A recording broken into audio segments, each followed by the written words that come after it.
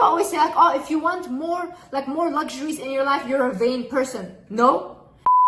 Demanding a man for things is just, honestly, in my opinion, disgusting. I don't try to tear people down because that's all low vibrational things. No. You should accept him being ugly, and you should accept on top of that being broke as well. The Wizliz, one of the most controversial YouTubers right now. The Wizliz has everyone talking. And she has everyone thinking and asking, is she just another arrogant and delusional secret sugar baby looking for a rich man? Or is she some sort of magical, motivational wizard? Hi guys, my name is Wei and I'm excited to talk about this topic. I've had a few subs mention this topic to me from my latest video. Check that one out. I talked about how pride affects the way we think and makes us delusional and this whole Delulu culture. I researched the heck out of Wizliz in the past week, watched her videos religiously for the purpose of this video. I think my housemates think I'm like doing some crazy manifestation things in my bedroom and like listening to all of this like pep talk in my room, not coming out of my room. I hope they're not too worried about me, but I'm excited to talk about this today. Let's get into it. Hey guys, and welcome back to my channel. Before we get started, I just want to say I did make a few adjustments to the wall. Yeah, I just added a few posters that I thought was really cool, and I just like the way it made me feel. Yeah, I just thought I hope you guys like it. It kind of adds a little bit of color, I guess, my personality into my vlogs. And also, as you can see, I got rid of that old Mac desktop that served me for the past few months, and I want to say goodbye as he or she is very old, so I'm gonna let him go. No! And my little MacBook Air, which I had since 2015, my dad bought that for me. I've had it for almost 10 years now. I'm very frugal, actually. That's one thing about me. I like saving money, and I only buy things when I really want to. So I really like saving money. I think it's a great quality. But I do know how to enjoy life. I do buy things to treat myself and my friends and my loved ones every now and then. And I upgraded my laptop. Anyway, let's get back into it. Sorry for blubbering on for so long. Let's get back to the topic of today. The Wizliz. Who is she? What's the tea on her? Where is she now? What the heck is happening? What is she doing?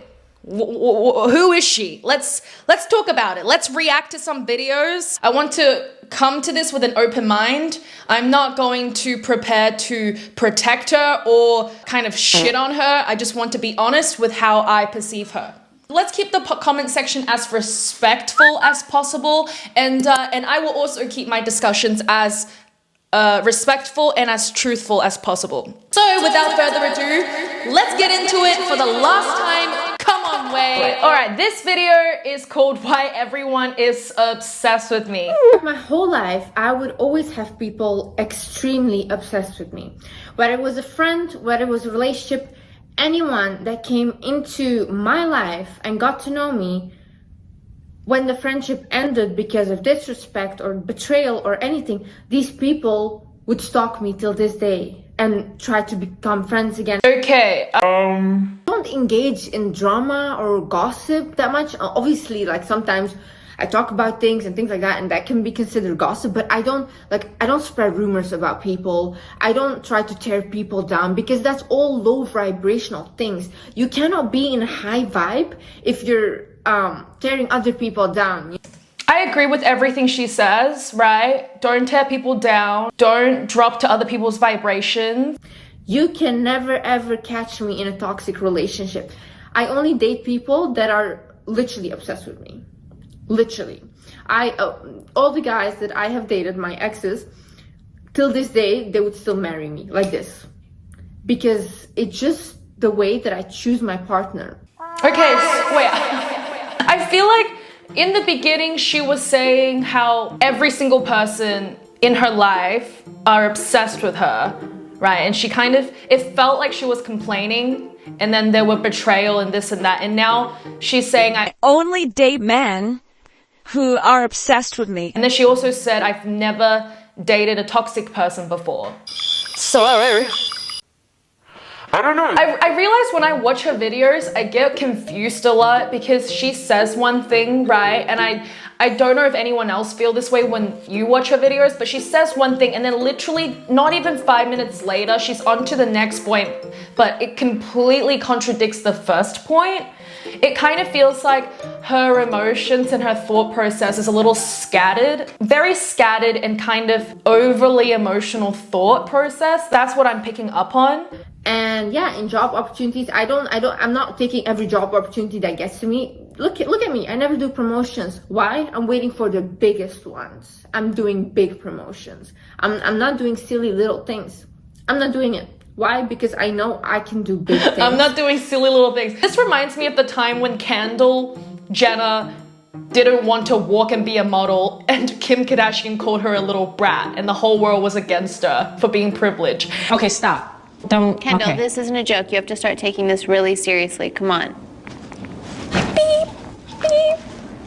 Kendall cannot, from the start, act like this diva and really difficult to work with. No one's gonna want to work with her. This gives off the same energy. I'm not doing silly little things. So many content creators would kill to have a commercial or to be sponsored by someone. It feels like she thinks she is queen and she is only deserving of big things, right? Liz, I've seen all her videos and I would say all of them, the ones I watched anyway, were sponsored by BetterHelp.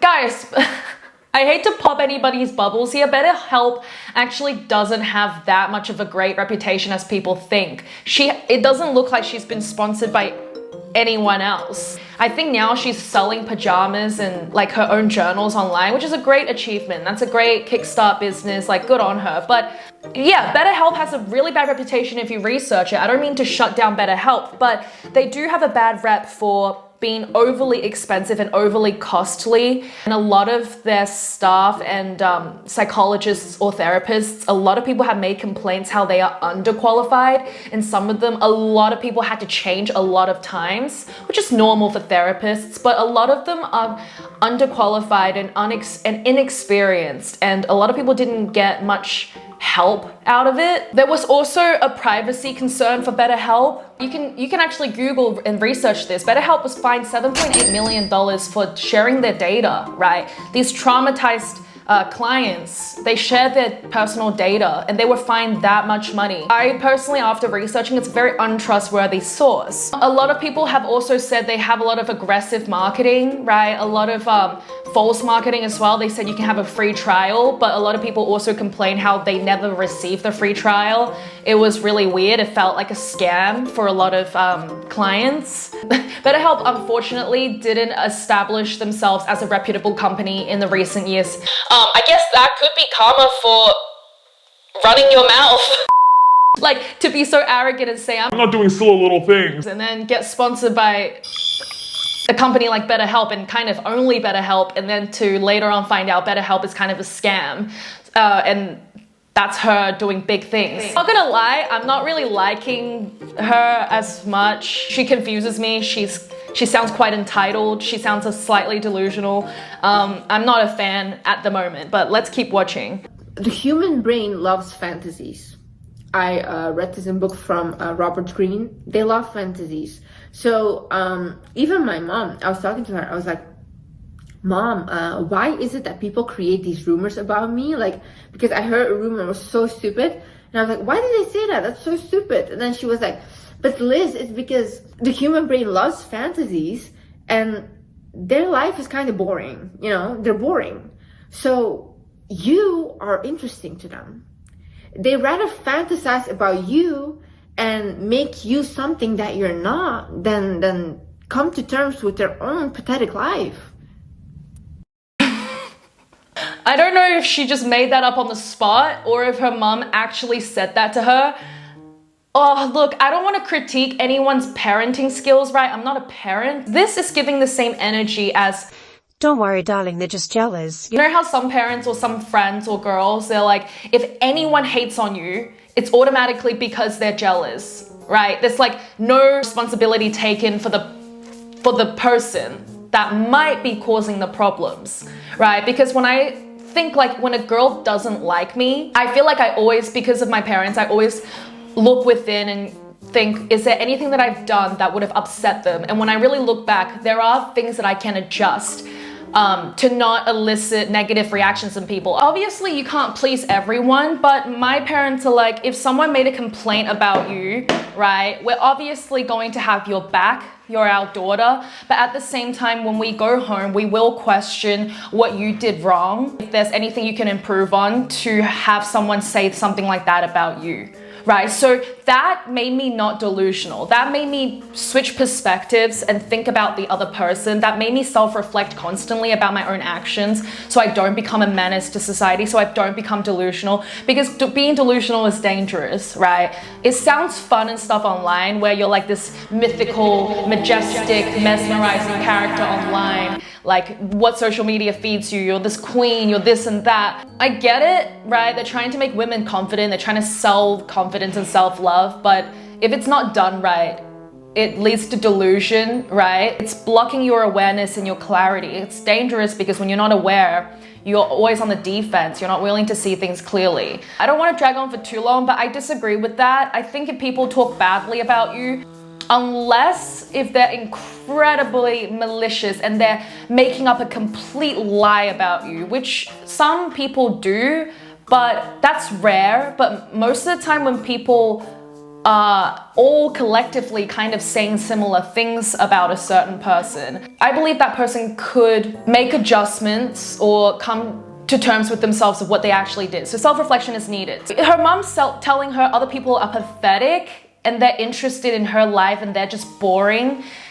I can see how that feeds to her delusion as a child. If your parents never made you self-reflect or kind of question your own behavior, even if the kid was born a nice kid, if your parents never did that, I can imagine how she would grow up in a world where she's kind of coddled by her mom and told that she is the best, that there's nothing wrong with her. That could be why she has the title, why everyone is always obsessed with me. Probably comes from parenting. Again, it's not anyone's parents' fault. Our parents teach us with the knowledge that they have, right? You can't blame people. I believe everyone wants to do better, but some people don't know how to. So I'm gonna tell you something. Now you have to think about, are these people worthy of knowing this about me? I don't think it's like, are people worthy of knowing something about you? Again, the way she says things is very entitled. Like, it's not, no, are people worthy? It's, are people safe enough? Like, can you trust your information with this person? Does this person make you feel safe? Does this person have a good history of stable and kind of civil, peaceful friendships? Is this person trustworthy? Not so much is this person worthy. This girl sounds really entitled. I want the best for others. When I had friendships, when I had everything, I'm like, I'll come down here, I'll pay for your ticket, like, I'll pay for everything. It sounds like love bombing. Friendship love bombing is real. I did this when I was a child. You know how you can't keep your, love in? Like, you're just really excited to give something to your friends and you welcome them in your house and you're like, Hey, Amy, I want to show you my new doll. I want to show you my new, toy. And Amy's like, okay, wait. And then we go and play and then I'm like, Amy, if you really like the doll, you can have it. Amy's like, thank you. And then when you have a fight with Amy when you're 6 years old, you're like, Amy, I want my doll back. You don't deserve that. You know, this is what children do. Like love bombing and like some toxic relationships, partners love bomb each other because they are unable to express themselves in a stable manner. So love bombing is a way of showing love, but it's not healthy. Love bombing has two results. One, the other person relies on you, right? They appreciate it in the beginning, like everyone would, and then they rely on you, and when you stop love bombing, they get angry, right? They think they deserve it, and then that's when betrayal happens, fights happen, unfairness happen. And then the second result is you keep giving to someone who might not have as much as you, and you keep giving to them and they feel pressure to pay you back. And they feel insecure that they don't have as much as you. And they feel like constantly needing to please you because they don't have anything materialistic to give you. So they try and be your emotional support. And that's how the giver can sometimes manipulate the situation. Or if the giver is constantly giving, they would also feel tired, okay? So love bombing is bad in any type of dynamic. I think it creates a lot of power imbalance. You don't need to love bomb also. If people don't like you and they will only like you because you love bomb them, wrong relationship in the first place. You don't need to give so much to people that you love, and the people that love you won't expect that much from you. They just love you for you, right? Those type of people are hard to find, but there are people like that. So that's my feedback on the first video. I think I have a sense of what kind of person she is now.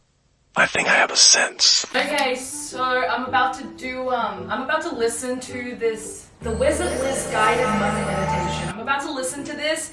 It's 11:11. I don't trust angel numbers, right? I used to, and then I realized it was getting me nowhere. I was becoming more superstitious than faithful. Like, it made sense sometimes, the time hit sometimes, but sometimes the time has completely missed. It was more coincidental than my actual faith, which is God. So I don't believe in angel numbers, but yeah, I want to give this a go because all the comments are like, this really works. Before I started listening to it, I didn't know where my money could come. Now, after a month of listening to it on a regular basis, I have enough money on my account to survive the next month. and I got a new stable job offer. I am beyond grateful. I don't know, these comments seem Weird to me. Anyway, I'm going to give this video a go, right? And see how I feel, because I heard some people on the internet say it's whack, right? Some people obviously agree with it and think it works, so I'm gonna try it for myself. And I'm going to be serious. Okay? I will do this video justice in the sense that I will try to be as respectful to Liz as I possibly can. I'm not going to slander her character. I'm just going to say my opinion, how I feel about it, and also some factual and more logical statements on how I feel about this woman. Alright, I don't want to blabber on for too long. Without further ado, let's try this meditation guide. Money meditation guide. The best side hustle to start in 2022 is not... I don't have YouTube Red. Here we go. Welcome, abundant soul. Baby, respectful. I welcome you to this guided money meditation. Wait. I feel like I've heard this voice before. I'm so sorry to interrupt. She sounds like the two Mormon couples. The really famous couple that she cooks like water from scratch for him. Like the really good chef, and she's really gorgeous, but everyone says she has a weird voice. Than I want them in the back of my head is something that I don't even want to talk about. So in order to fix it, I need to make my hair grow as quickly as I can. That's who she reminds me of. She has the same voice. To realize that money is neither good or bad. It is you who controls what you can do with the money. The more money, the more empathize you are. Money is comfort. Money is a beautiful source. It is not bad to want money. A life we as humans naturally desire and deserve. Comfort is our human nature. I need you to realize we create our own reality. Okay, I do want to say though, no one's born to deserve money, okay? Unless if you were born into a wealthy family. And even that, you don't deserve your parents' money. You're lucky if they share it with you. Some rich people donate their money and make their kids work, right? Nobody deserves money. And second of all, we're not born to be comfortable. There was literally a study done. You are actually able to feel comfortable and more relaxed if you were stressed first. If you were actually stressed out and working really hard, then you will actually be able to know what relaxed and comfort feels like. Because without stress and hard work, right? You won't even know what comfort and relaxation is. So we're not born to feel comfortable our whole lives, okay? That's just not true. It has to be a balance of everything. You can't just want to be born and seek comfort, which I think is what she's trying to sell within this video. And her voice is creeping me out. The background is just like blocks of cash. It's just a really gloomy looking background. It doesn't look fun. It looks very gloomy and sad. But I'm gonna give it a few more minutes. Okay, I'm gonna finish it and then I'll let you guys know what I think about manifestation. If you change your mindset, you will change your life. You deserve an easy and good life. You deserve to have anything you desire. You deserve to be able to go wherever you want. Okay, I can't lie to you guys. I can't do the full 11-11. I personally don't meditate that much. I think I practice more mindfulness, and I guess I pray to God every morning. There's a study done that apparently if you pray 12 minutes every day, it actually changes the way your brain works. You can kind of reset your brain and how it functions if you stick to faithful praying. But look, I'm not saying manifestation does not work, right? Manifestation has been around and it's a popular concept because it's proven to have helped in some sort of way. But I've seen a lot of people on social media that kind of sell this dream, sell this idea that there are some TikTokers that explicitly say the words, you don't have to do anything.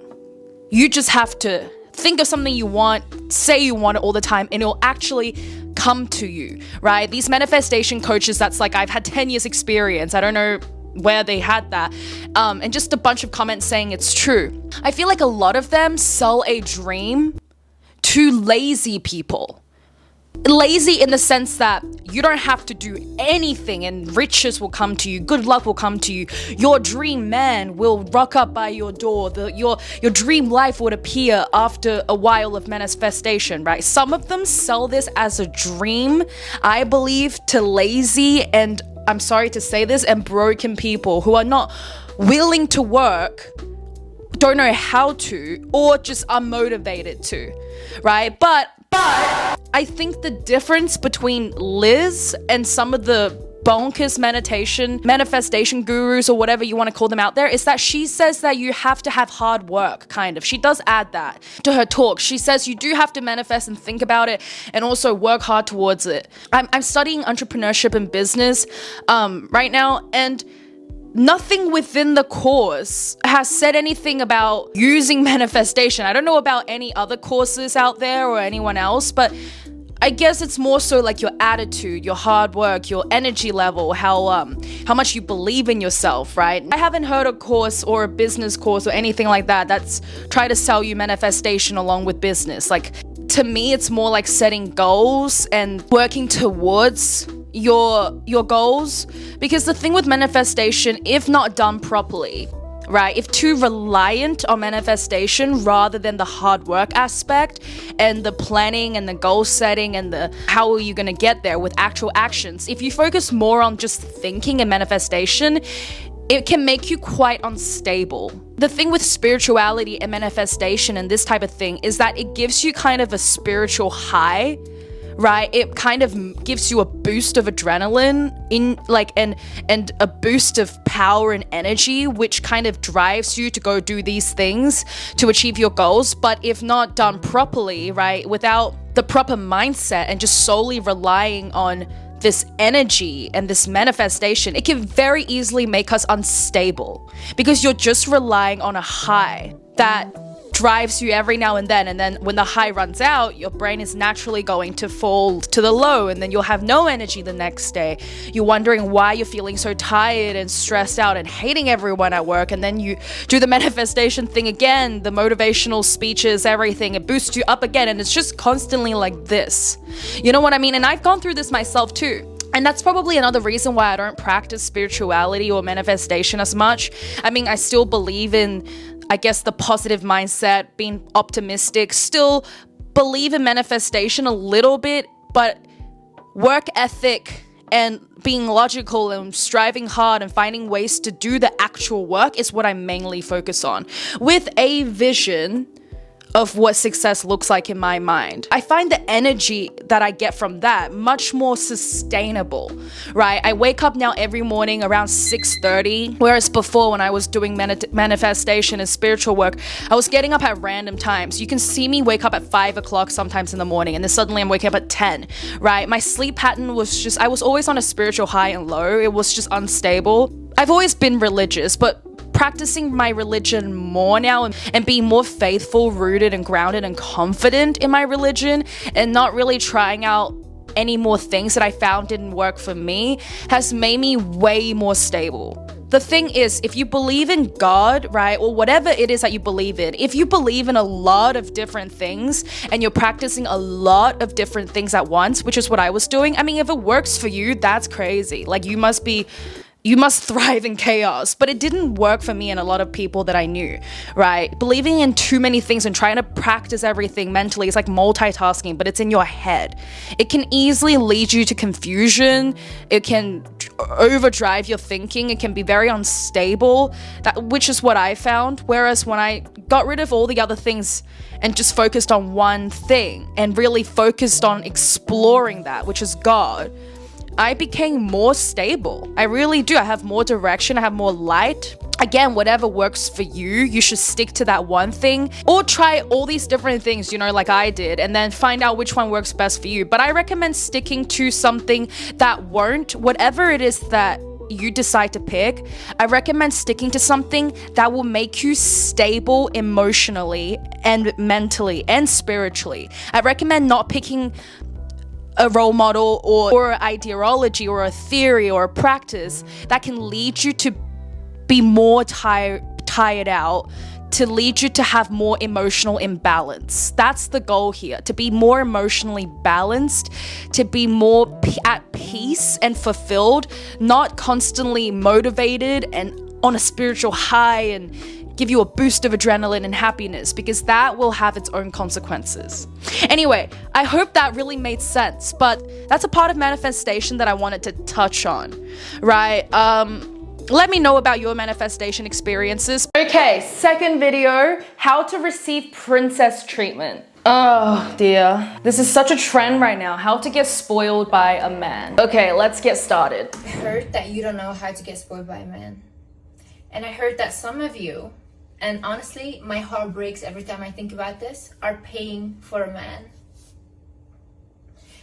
I know that you guys need my help. That's why I'm here. Now, is it necessary for you to be spoiled by a man? No, absolutely not. If you want to do 50-50, whatever, I don't care, because it's not my life.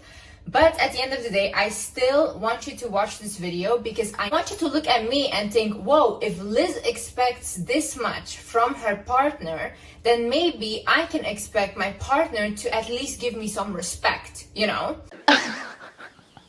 The fact that when we pay for a man, she thinks it's funny and feels bad for us, I just think like, okay, this is very transactional. I don't even need to watch this to kind of know her argument. Like, if I'm a woman and I'm beautiful, because she's clearly very beautiful and she knows that she's beautiful. If I'm a beautiful girl and I will, you know, get married to you and have your children and become a housewife and look after the children, then you need to pay for absolutely everything. That is a beautiful idea, right? That's what Disney sold us. That's what movies, Hollywood have sold us. It's a beautiful concept, right? To meet your Prince Charming and to live in a castle with a rich man and be a princess, the Meghan Markle dream. Again, Meghan Markle's a little problematic, but we won't get into that for today.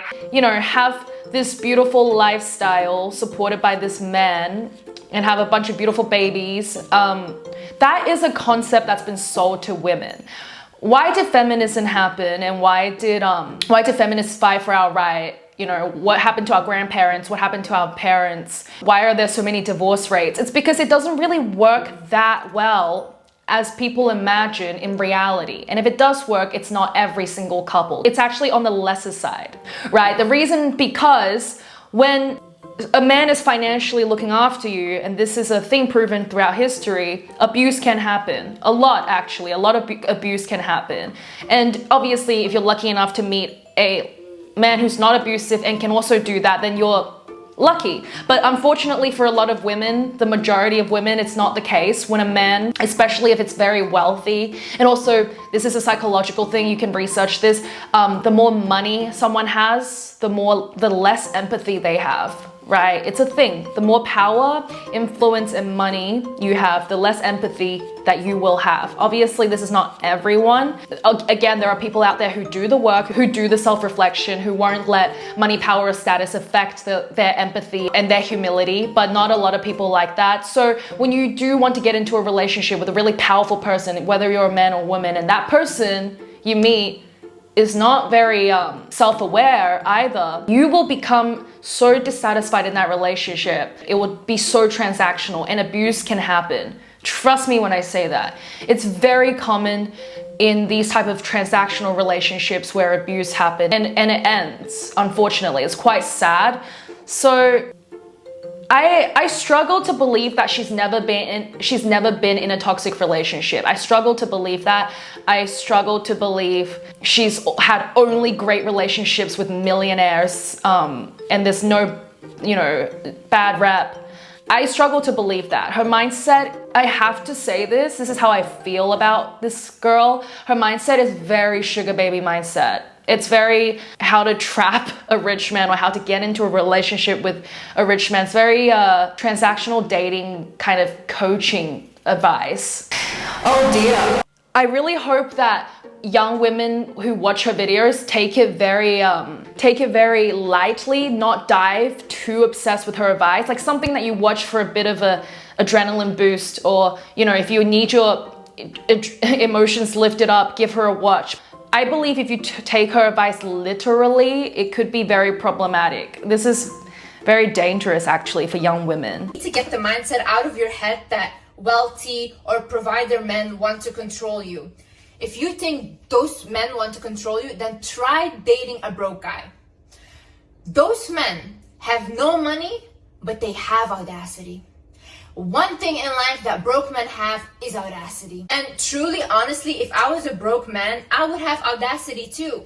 It feels like she's saying you can control me if you're rich, but you can't control me if you're poor, right? Again, correct me if I'm wrong, but this is how I feel that she's saying. If you think the rich man will try and control you, wait till you meet the poor ones. They don't have money and they will control you.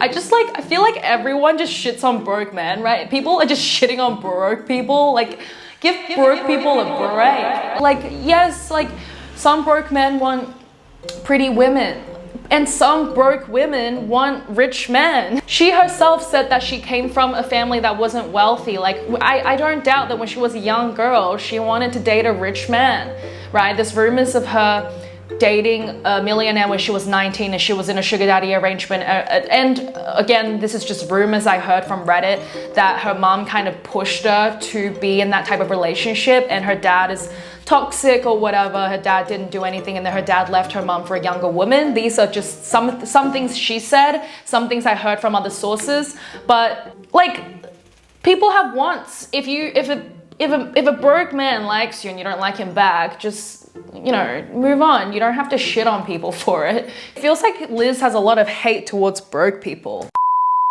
Crazy. My first boyfriend ever when I was 19, he was a multi-millionaire.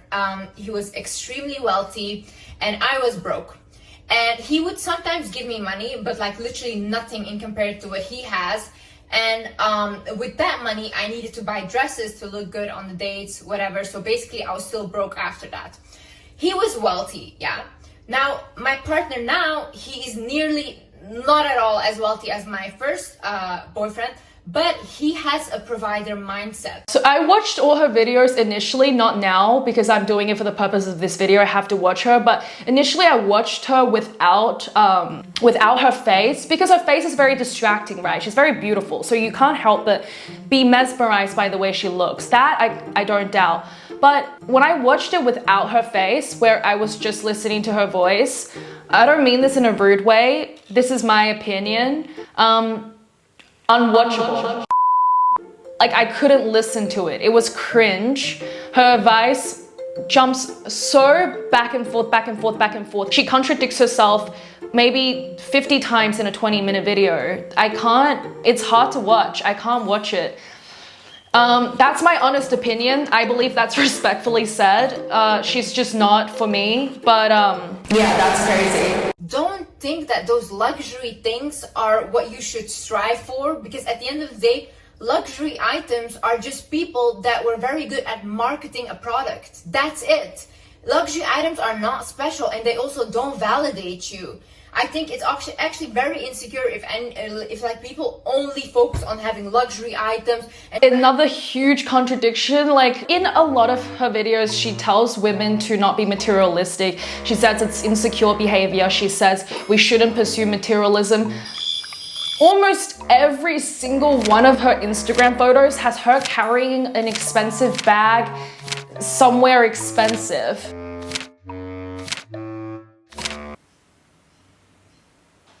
Almost every single video is her talking about how rich her boyfriend was or how well he provides for her.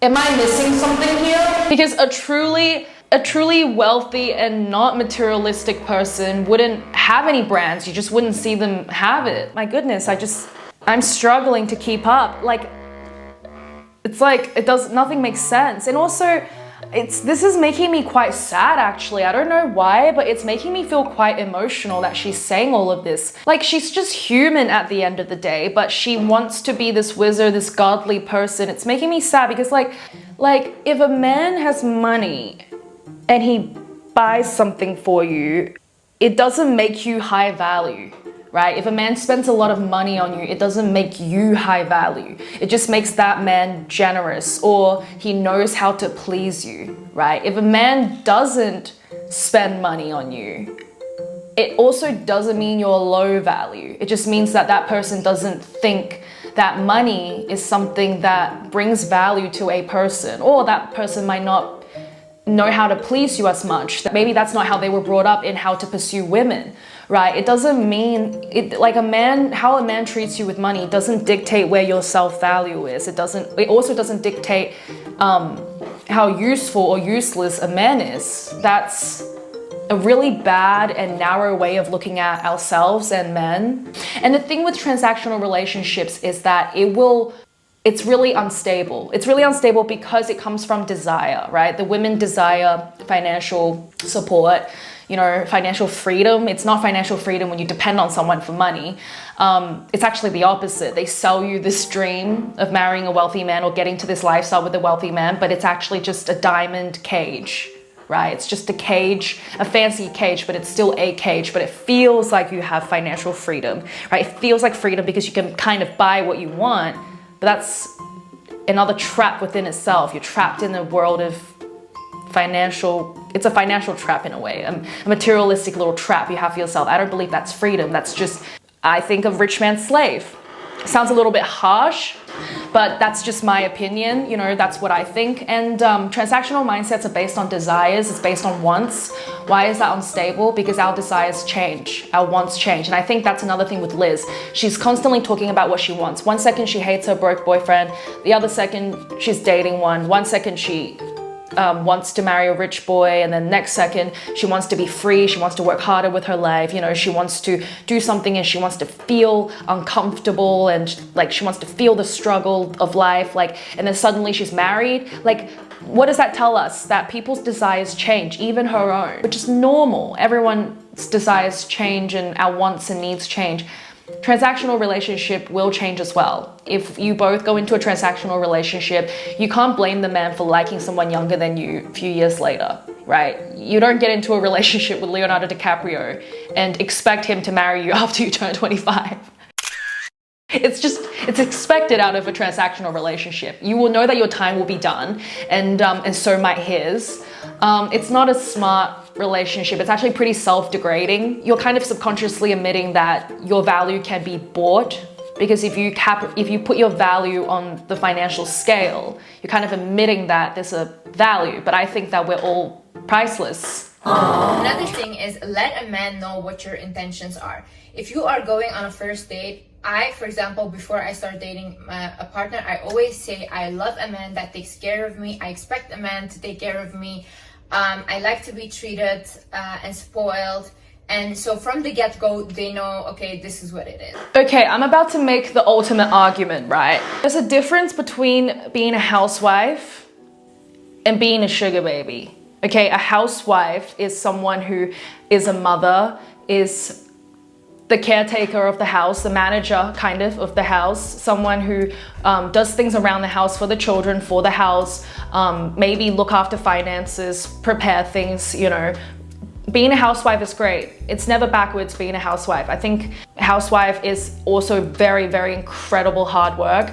I'm not even a housewife, I'm just someone that lives in a house and there's so much to do around the house and I don't even have children, right? There's a difference between housewife and a sugar baby, right? A sugar baby is someone that's getting looked after, that could have your child if she wants to. But even if she's a housewife, you still kind of have to pay her in certain ways for her housewife duties because she thinks she's so worth it. Relationships like that always end in divorce. You can see it in shows like Real Housewives, you can see it in celebrity relationships. The man finds it hard to keep up with a woman that asks for too much, right? It's a form of greed, it's a form of self-righteousness. You think you deserve all this and that.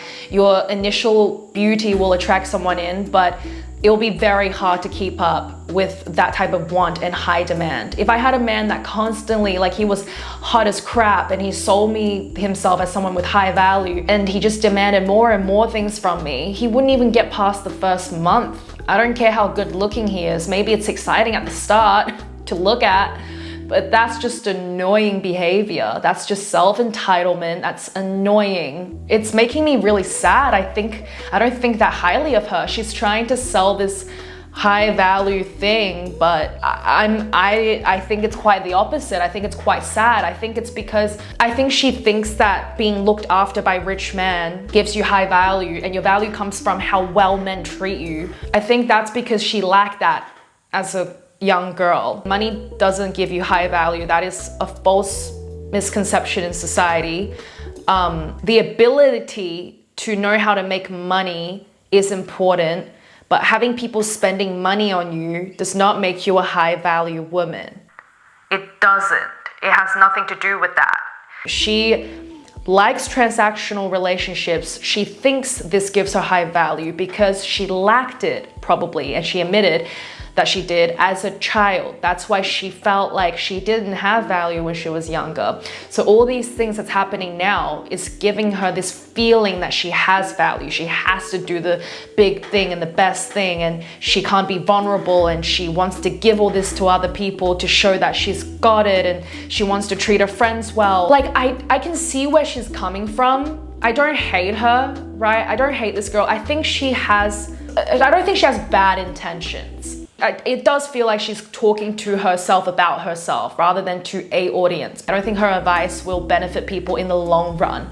I think it's short, like transactional relationships, quick marriages, like get into a marriage quickly with a man, get him to treat you well and give you all this stuff. I don't believe that it's long lasting because this type of mindset, proven throughout history, is not very long lasting. It's a very dangerous mindset. Oh yeah, this one, she teaches you how to ask people for money. And if you are already in a relationship and your partner, he didn't spoil you yet and you want him to start spoiling you, just tell him like, hey, just be honest, say like, hey, I really would appreciate it if you gave me some money, like an allowance. Ask for an allowance. Is he your father? Well, I guess it is a sugar daddy. Oh my lord, like, what is she talking about? I'm not even her mother and I'm disappointed. Ugh, I can't, I think I've said it all. All right, I actually have so much more things I wanted to react to. She really says a lot. She talks a lot. So there's so much to dissect, but we don't have time today. But I wanted to run through those main points. I find a lot more problematic, but the reason I made this today is because people suggested this to me, and also this is the type of ideology and I guess way of thinking that I'm kind of against. I don't believe it because I feel like if we're serious about self-improvement, the end result should be peace and fulfillment, but I don't believe this is real peace and fulfillment. I don't think she's truly fulfilled and peaceful. Why? Because in the last 2 videos she uploaded recently, she's literally yelling at you. No to everything that isn't that. If you have a certain lifestyle in your mind and you have a certain vision for yourself, why would you say yes to anything that is not that? That believe in yourself. If you put yourself in a position where you match with the vibe of that person, you can get that person. You don't have to make another person miserable. Towards my career, I would also not have all the things that I have. I put in the work, yeah? And you guys need to put in the work as well. No one is going to save you. She's like very aggressive. It feels like she's talking again. She's talking to herself at herself. She's not talking with her audience. Something's off. Something's off about her, but I don't know her personally to know what's actually going on. But you know, this is what I wrote about her. And Liz is a perfect example of a highly traumatized person due to her upbringing. She even said it herself, and she cannot be comfortable with being comfortable. She wants the ability to be financially taken care of. However, she wants to be independent and wants to be working harder. Of course, you are allowed to change your mind on things. However, if you think deeper, it's a trauma response. You know, you're always running away from home in a way. Changing your mind too much and contradicting yourself too much is also a trauma response because your body is full of addictive stress hormones. She is addicted to passion and drama of volatile relationships with other traumatized people, but this is not her fault. However, is she fit to be giving out her own opinions and writing books and how to heal and to become successful? It's a no from me today. I don't believe she is mentally and emotionally fit to be a therapist of any sort. Like I said in the beginning, and I'll say it again, I think her videos should be taken very lightly and not seriously. Otherwise, it might make you Delulu. And Delulu is no good, no good. Yes, so like I said, it's great to watch her videos for a boost of energy. She's very passionate. She does want to share her knowledge and what she thinks is correct from her perception to the world. She's only sharing things that she knows. And everyone, even herself, obviously, we are all entitled to our own opinions. We're all entitled to the way we feel and think. And we are also allowed to be wrong. We're entitled to being right and wrong. But there is a right and wrong, right? And there's also consequences of being too wrong sometimes. But we're all entitled to all of that. So it's not like she's doing anything bad, but if people are starting to take what she says seriously, that is a bad ripple effect, right? That's what's dangerous about her. But if people don't, then it's just all for fun and games. You know, you watch a pretty girl preach about self-love, I guess, self-love. You've watched someone pretty online preach about their life, you know, you get a bit of a boost, bit of energy, and then you forget about it.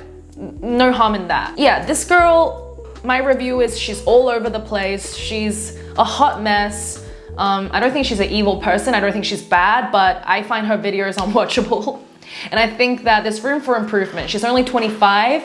There's room for growth. We'll see how well she does within the next few decades. You know, she's not going to be like this forever. Hopefully not.